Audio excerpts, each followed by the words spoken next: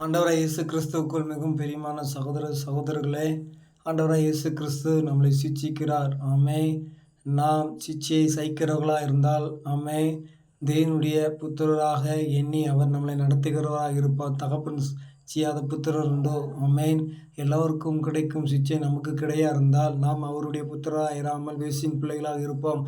அன்றியும் ஆமென், அவர் நம்முடைய சரீரத்தின்படி நமக்கு கொடுத்த தாய் தகப்பன்மாருக்கு ஆமென், அவர்கள் நம்மளை சிட்சிக்கும் போது அவர்களுக்கு எவ்வளோ அஞ்சி நடந்திருக்கிறோமோ, ஆமென், நாம் பிழைக்கத்தக்க ஆவியின் பிதாவுக்கு வெகு அதிகமாய் அடங்கி நம்ம என்ன செய்யணும், நடக்க வேண்டும் அல்லவா என்று சொல்லி சொல்லப்பட்டிருக்கு. நம்முடைய தாய் தகப்பன்மார்கள் ஆமென், நம்மளுக்கு அவர்கள் நலமென்று தோன்றினபடினாலே கொஞ்ச காலம் நம்மளை சிட்சிப்பாங்க. ஆனால் நம்மை பரிசுத்தத்திற்கென்று அழைத்த தேவாதி தேவன் ஆமென், அந்த பரிசுத்தத்தில் நிலைத்திருக்கும்படி, ஆவியில் நிலைத்திருக்கும்படி, பிரயோஜனத்திற்கென்றே நம்மளை என்ன சிட்சிக்கிறார். அப்படிப்பட்ட சிட்சையை பெற்றுக்கொள்ளும். கர்த்தருடைய நாமத்தை மேம்படுத்துவோம். ஆமென்.